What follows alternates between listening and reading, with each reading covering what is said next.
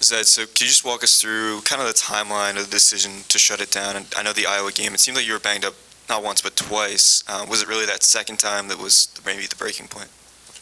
Um, After I got hurt the Purdue game, I've been kind of like monitoring it. Wearing the brace and tape underneath the brace just to keep it like stabilized. But just keep getting hit in it every game. It's not like the teams are going for my shoulder. It's just basketball plays that trying to make. But the Iowa game, when I tried to play defense and he spun baseline, I just put my arm out and it did what it did. Um, you know, I was like, okay, like this, my shoulder is not getting any better. So I was like, yeah, might as well like get it now and get everything right, get the surgery now and get my shoulder back to 100%. Did you kind of know in that moment, right when it happened at Iowa, or did you kind of need to think about it with your parents and stuff like that? Yeah, I didn't know right in the moment. It was definitely, I talked to my parents, I talk to them every day. So definitely talked to my parents about my shoulder and, came to a decision that it would be best to shut it down and get the surgery. So. How hard was that decision? It was tough. Obviously I've been battling through it and, that was another thing. I was like, look, I can keep pushing through it, but, as just where it was at the Iowa game, there was no reason to keep going. It was definitely a tough decision. I had to think about it for a couple of days. Like I didn't make a decision right away, but after some long hard thinking, decided to shut down. So when you, like you said, you keep going out there and you keep trying and it keeps happening. I know we talked to you like a week or so before the Iowa game. You said it was like a 6 out of 10 and it let you know it was there. But like as you kept going out there and it kept happening, like what does that feel like when you muster up enough courage, strength, whatever to go out there and bang, and then that keeps happening? Like is that like a cumulative effect from game to game that it's like every time I go out there this happens, you start to almost anticipate that it's going to happen? But first, obviously, it was frustrating. Just in the realm of everything, not being 100%. But I wasn't really thinking about it because my shoulder was like it would feel good going into the game. Like I would feel confident with it. But whenever I would get hit in the game, then that's when I would like notice it right away.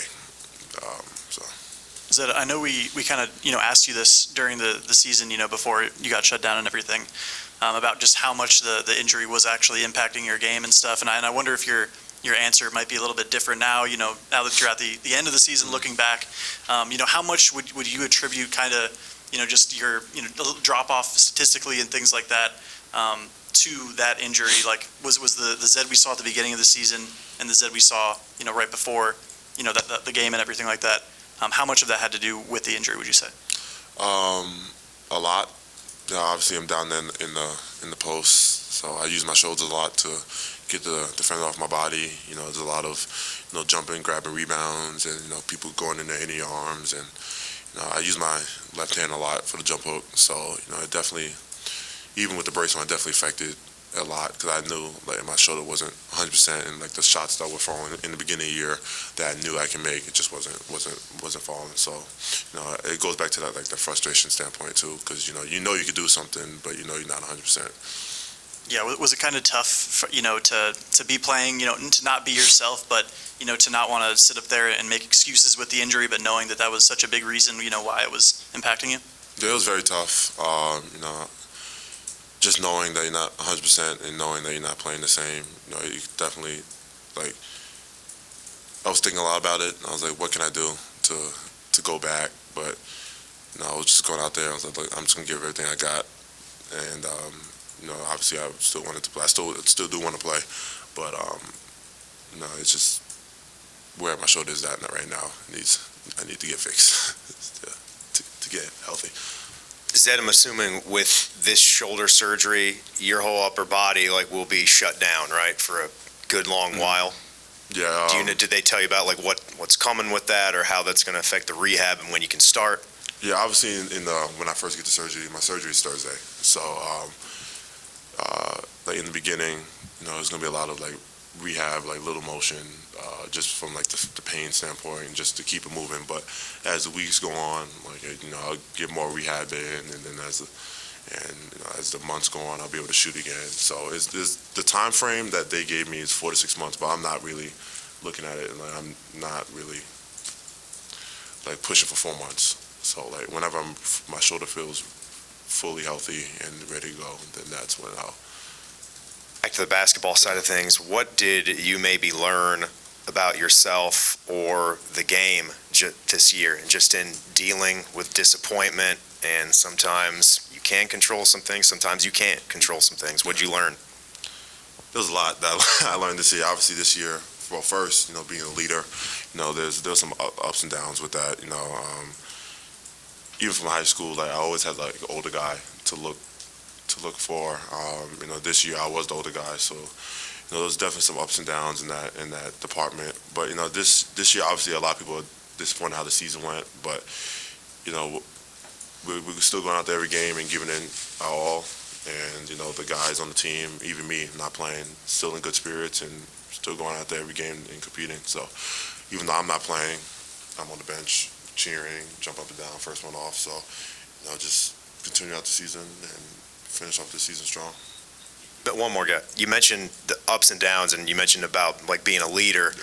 Were there some things in that department maybe that you would want back, or was that speaking about something else? Yeah, like I'm not really not gonna go into detail, but there's some stuff that, like obviously that you would want to go right or you want to do something different, but that's in the past, and you move on, you live from mistakes, so just learning from that.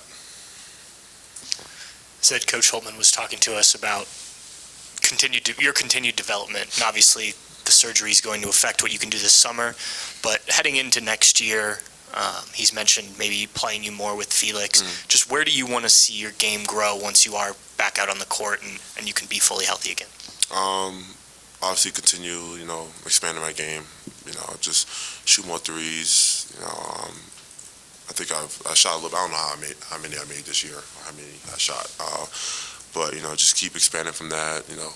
Faster footwork, better conditioning. The same things I said last year. Just keep improving on it and just keep growing my game, versatile. Just keep expanding it to the perimeter. How do you think you and Felix could work on the court together? I mean, it'll be a problem because he'll be down there. He's 7 foot, athletic. Times his blocks well, but and even me even if I'm playing the 4, like I could go down the post and it'll be a mismatch problem. So it'll definitely be tough for other teams to guard. If you don't mind sharing, like what exactly are they doing with the surgery? That's a great question. I just know that they're going in there and repairing like the labrum and but other than that I just know they're gonna fix it. Like all the doctor terms that okay, cool. Like, I don't get into that. I don't know what they're talking about. So. What special plans do you have for getting rid of that brace that you did not seem to enjoy wearing very much? You do anything fun to be done with that brace? Yeah, I'm like obviously I had to wear the brace like this year from Purdue, but I'm so glad I don't have to wear that brace after the surgery anymore, just because it's obviously helped keep my shoulder intact, but it's also hindering as well. So, but I'm glad I had it because I wouldn't be able to play without it. And how when it first happened against Purdue and it came out, you said you're dealing like pain 6 on a scale of 1 to 10, like since then. In that moment, how bad did that hurt? In that moment, it was about like a 9 or 10. Like when it fully dislocated, I just closed my eyes and went down, and it just felt weird. Like my shoulder felt weird. I was trying to move it, it just wasn't happening. So I looked over my eyes and looked. And I said, "Yeah, that don't look right." So I tried to make a play, but then I saw Zach Edey get the ball in the paint. I said, "Yeah, it's not. I'm not getting dunked on. It hurt." So yeah. So after that, it was brace time. After that. You've talked about how tough the decision was. You're about to have surgery, but how are you doing mentally as you've come to terms with shutting down your season? I mean, I think I'm doing good. Still coming in, still smiling. Obviously, I said it was a tough decision. I was a little disappointed at first that the season, my season has like ended, but it's just out of my hands at this point. Like, there's nothing really more I could do. I just know come Thursday, like my shoulder's gonna be on the process of like healing. So excited about that. But it was tough at first, but I'm okay. How has your leadership role either changed or evolved now that you support the team from the sideline? I mean, it's definitely different. Obviously I'm not out there playing on the court, but still talking to guys. Trying to be vocal, trying to still bring energy on the bench, keep the bench engaged, and just keep everyone firing on all cylinders. Or dunk yesterday, Bryce or Sean? It was two totally different moments.